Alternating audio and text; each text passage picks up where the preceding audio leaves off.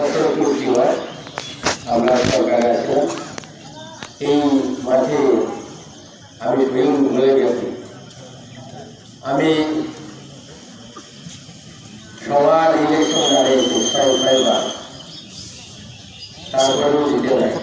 আমি বলেছি একদিন এই মাঠে আমি যেদিন জিতি সেদিন আমার একটা বছর পূর্তি আমার স্যালারি বেতন আমি দিয়ে দেবো। আজকে এক বছর পরে আমাদের এই মাঠে আসছি।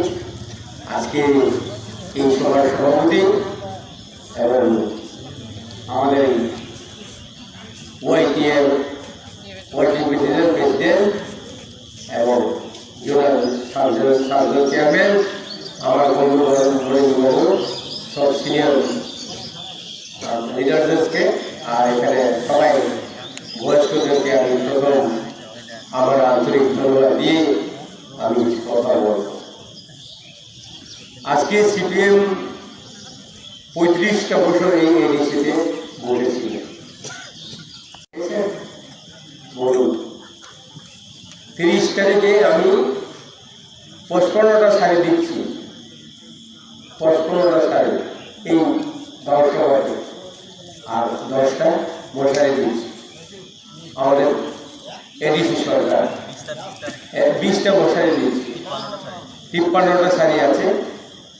এবার মহারাজ এবং তদ্দুর কিছু ডিক্লার দিয়েছে, আমরা 10,000 শাড়ি খরিদ করেছে তারা ত্রিপুরার জন্য। আগামী বছরে 50,000 শাড়ি খরিদ করবে এই জনগণের জন্য। কিন্তু আপনারা জানেন আমি আজকে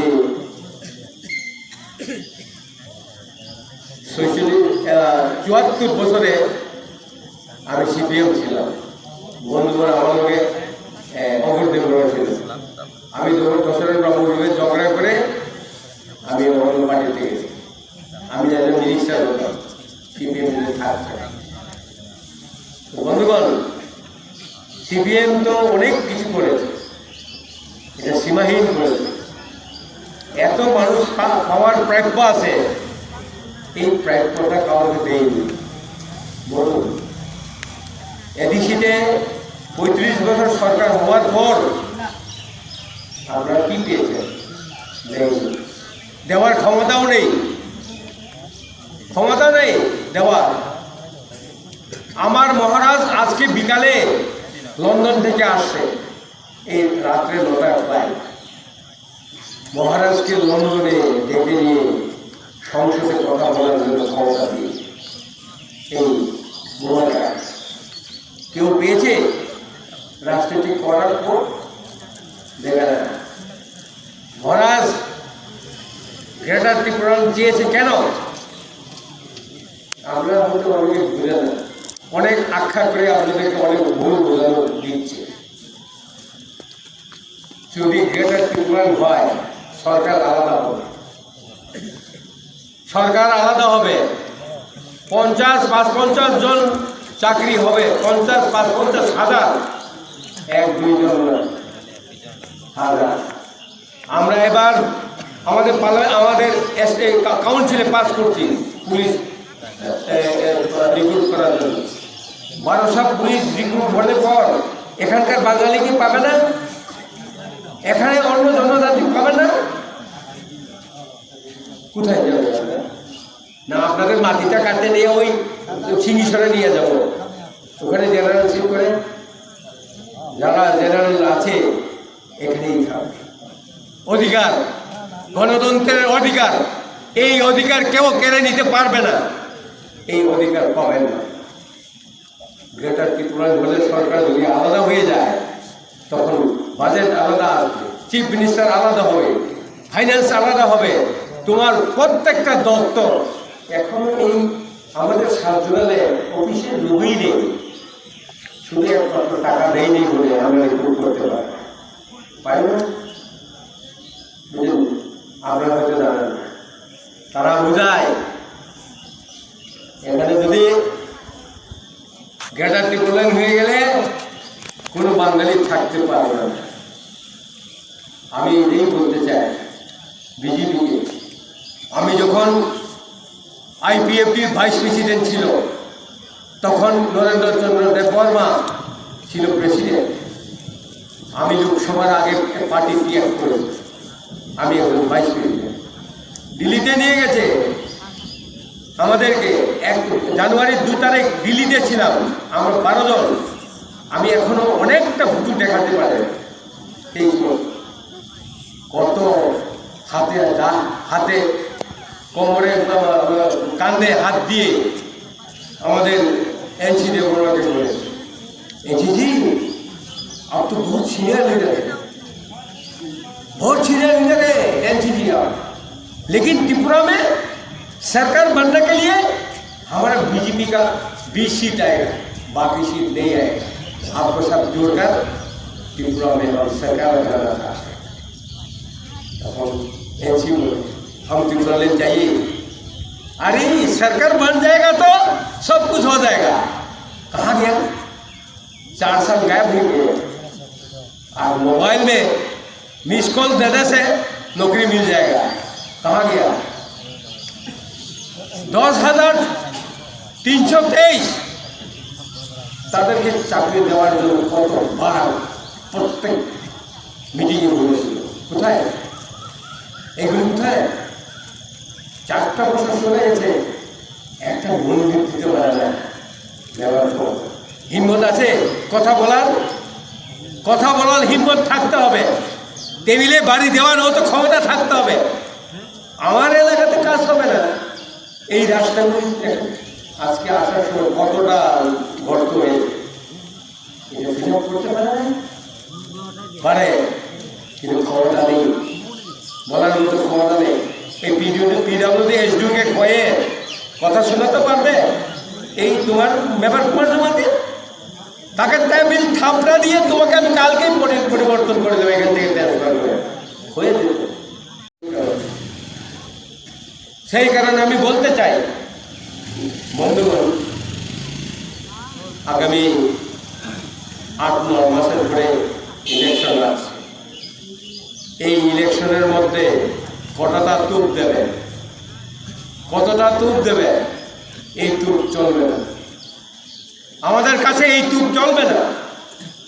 আমরা 20টা সিট জিতে নেব, এটা মনে রাখবে। এসটি 20টা সিট আমরা জিতব। তোমার এই বলটা কথা দিয়ে মানুষ আর থাকে না। এখন তার 5 বছর চলে গেছে, তার কোনো উপায় নেই।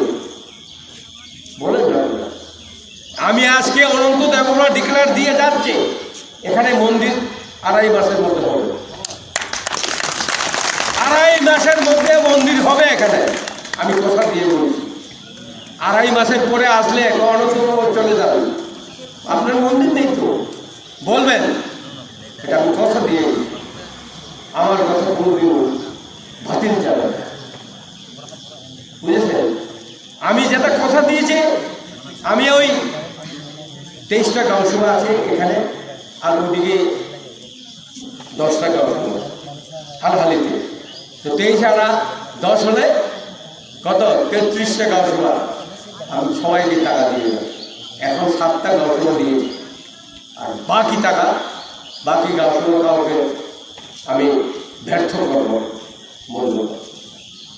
আমি বলেছি আমার পাড়ার কাছে তো হিন্দুস্তানি ভর্তি, উরাল, জরা, सावताल, मुंडा, जो उमन के साथ तो मैं डेली बात कर रहा, उमन के मन बताए कि उमन के बात कर रहा था डेली, उमन के बोलिए तो हनी चुनाव में खड़ा हुआ है 2023-13 में मैं गया उमन के घर है मोके देख साइचरा तो बोल रहे ए मामा आलोई जाए हाँ ये बारे तो कई बुद्ध देवो मामा बोला ना हाँ माना आवे समय मैं बोलो नहीं मामा हम के तो खावे फिर पैसा दे बोलो तो मैं 1000 টাকা दे दिली उमन के 2 जन के और मैं आवे पीछे सीपीओ वाला एकदम एक बस्ता चावल ले 20 केजी मांस और 3 कलसी हारे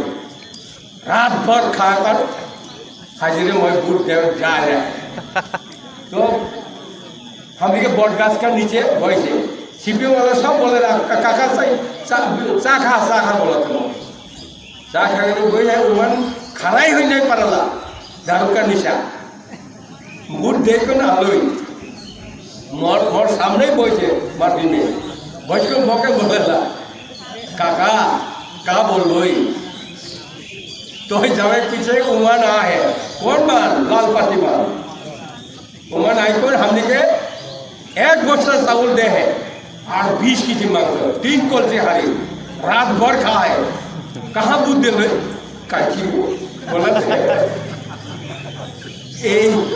এইভাবে মানুষকে সিপিএম যেভাবে মানুষকে অত্যাচার করেছে আমাদের নতুন একটা পরিকল্পনায় আগামী নির্বাচন আমরা কি করে পার হব এই নির্বাচনে আমি আশ্বাস দিয়েছি আমার আরো 4টা বছর আছে তো 4 বছর আছে তো এমডিসি এই 4 বছরে কতটুকু আপনাদের উপরে ডেভেলপ করে দেব এটা আমি বলতে পারবো না এই উপরওয়ালা বলতে কিন্তু আমি চাইব এই 4 বছরে আমি চাই না আমার 4 ছেলে আছে আর এক মেয়ে শিলংয়ে পাওয়ার গ্রিডে চাকরি করে 2 লাখ টাকা বেতন মেয়ের বেতন ওখানে শিলংয়ে আছে আমার 2 ছেলে চাকরি করে বৌমা একজন চাকরি করে আমার মিসেস করে আর আমি এখন 42,000 টাকা পাচ্ছি কত টাকা আমাদের বাইরে 4 লাখ টাকা পাচ্ছি আমি কি আপনার পকেট থেকে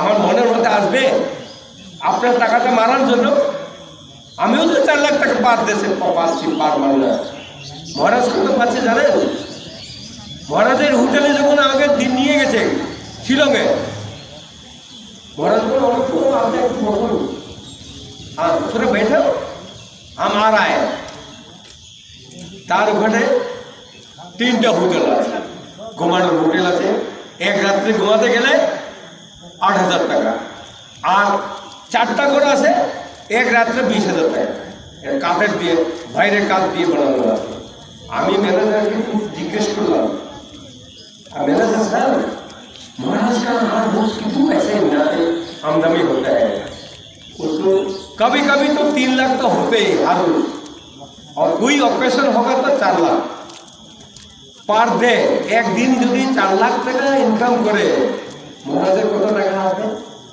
1 कोटी টাকার উপর আছে এই महाराज তো গরিবের টাকা খাবে महाराज এমনি দিয়ে যাচ্ছে কত মানুষকে দিচ্ছে আর এবার এই এলাকাতে শুধু না সারা ত্রিপুরা এলাকাতে মানুষ পানীয় জলের হাহাকার করছে খুব টাকা দিচ্ছি সবাইকে টাকা দিচ্ছি প্রত্যেক গাঁও সমিতির টাকা দিচ্ছি প্রত্যেক জুনালে দিচ্ছি জল এই এলাকার যারা শিষ্য এবং এই এলাকার যারা শিক্ষিত আছে তাদের কাছে আমার স্পেশালভাবে অনুরোধ আপনারা আগামী নির্বাচনে মহারাজকে সাপোর্ট করবেন এবং আমরা চাচ্ছি আমরা আলাদা রাজ্য পেলে আপনাদের শান্তি হবে আপনাদের সব কিছু হবে আমরা দেব না আপনাদেরকে টাকা আলাদা সরকার হলে তো আপনি আলাদাভাবে লোন পাবেন আলাদাভাবে লক্ষ লক্ষ টাকা পাবেন